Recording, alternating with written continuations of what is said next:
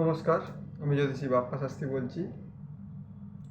তো আজকের অনুষ্ঠান শনিদেবকে কেন এত ভয়। আমরা প্রত্যেকেই দেখি যে শনিদেবকে নিয়ে আমাদের একটা মনে প্রচণ্ড ভয় থাকে এবং আমরা সব জানতা তো আমরা সব কিছু জেনে যাই। তো সেক্ষেত্রে আমরা যা কিছু হয় আমরা শনিদেবকেই বদনাম করি। কোনো অ্যাক্সিডেন্ট হলে বলি শনিদেব করেছে, ঠিক আছে।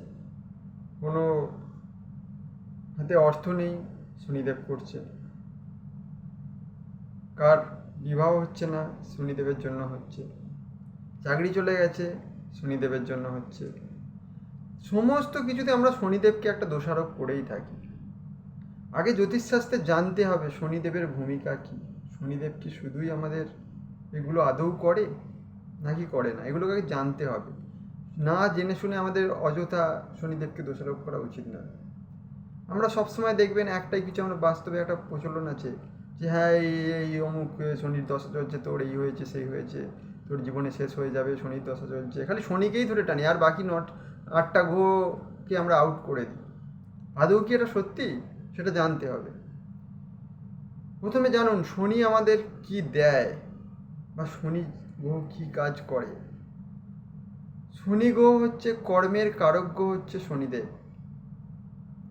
আমাদের যে এই চাকরি বা ব্যবসা যাই করি না কেন, তার পেছনে একটা গ্রহেরই ভূমিকা আছে, সেটা শনিদেব। শনিকে ছাড়া কোনো কর্ম সম্ভব নয়। শনি আমাদের কর্ম দেয়, এটাকে জানতে হবে। শনিদেব আমাদের ব্যবসা দেয়, কর্মের কারক গ্রহ শনিদেব। সুতরাং শনিকে ছাড়া কোনো কর্ম সম্ভব নয়, কিন্তু আমরা অযথাই শনিদেবকে আমরা দোষারোপ করি এবং আমরা শনিদেবকে ভয় পাই। শনিদেবকে ভয় পাওয়ার মতো কিচ্ছু নেই।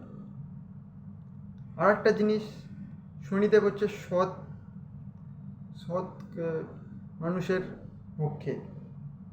সৎকর্ম যারা করে শনিদেব তাদের সাথে থাকে। ন্যায়ের প্রতীক শনিদেব, সৎ ন্যায় এগুলো পছন্দ করেন শনিদেব। সুতরাং যে মানুষ সৎকর্ম করবে শনিদেব তার সাথে থাকে। আমি এরকম অনেক দেখতে পাই যে একটা সময় জীবনে তাদের কিছুই ছিল না, যে এখন তাদের গাড়ি বাড়ি প্রচণ্ড ব্যাংক ব্যালেন্স সব কিছু আছে। আবার এরকম মানুষও দেখা যায় যাদের একটা সময় প্রচুর অর্থ ছিল, প্রচুর কিছু ছিল, যে আজ জীবনে তারা ভিখারি। কেন হয়? শনিদেব যারা অসৎ কর্ম করে তাদেরকে এক সময় তারা অর্থ থাকলেও পরে তাদেরকে শনিদেব তাদের প্রতি বিরূপ হয়ে যায়। এবং যারা সৎকর্ম করেন তারা একসময় গরিব থাকলেও শনিদেবের কৃপায় তারা একটা সময় তারা ধনী হয়ে ওঠে। তো এইগুলো আপনাদেরকে জানতে হবে। শনিদেবকে না জেনে শুনে আপনারা শুধুমাত্র দোষারোপ করবেন না। শনিদেব ছাড়া কোনো কর্ম সম্ভব নয়, শনিকে ছাড়া কোনো বিবাহ সম্ভব। এই যে আমরা বিবাহ করে থাকি, বিবাহ না হলে আমরা বলে দিই কি, এই তোর শনির দশা চলছে, তুই একটা শনিদেবকে পুজো দিয়ে দে, তাহলে তোর বিবাহ হয়ে যাবে। আরে বিবাহ কি শনিদেব আটকায় আদৌ? বিবাহের জন্য শনিকে প্রয়োজন। যদি বিবাহ কারোর হচ্ছে না, এরকম জন্মছক কারোর দেখা যায়, তাহলে সেই বিবাহের জন্য শনিদেবেরও ভূমিকা আছে। শনি এবং বৃহস্পতিকে ছাড়া কখনোই বিবাহ সম্ভব নয়, এটাকে আপনাদের জানতে হবে। না জেনে অযথাই দোষারোপ করবেন না। সুতরাং শনিদেবকে জানুন, বুঝুন, তারপরে শনিদেবকে দেখে ভয় পাওয়ার মতো কোনো প্রশ্ন নেই, ঠিক আছে।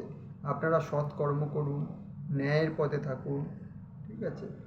কাউকে ঠকাবেন না, শনিদেব এসব পছন্দ করে না। অসৎ কর্ম করা, কারোর জমি জায়গা কেড়ে নেওয়া, কোনো গরিব মানুষকে ঠকানো, লেবারদের কাজ করিয়ে পয়সা না দেওয়া, এগুলো শনিদেব একদম পছন্দ। আপনারা এগুলো একদম করবেন না। সৎকর্ম করুন, ন্যায়ের পথে চলুন, ঠিকঠাক কাজ করুন, তাহলে শনিদেব আপনাদের নিশ্চয়ই সহায় হবে। আমার এই ভিডিওটি যদি আপনাদের ভালো লেগে থাকে তো প্লিজ আমার এই চ্যানেলটি সাবস্ক্রাইব করবেন এবং কমেন্ট করে আপনাদের মতামত জানাবেন। ধন্যবাদ।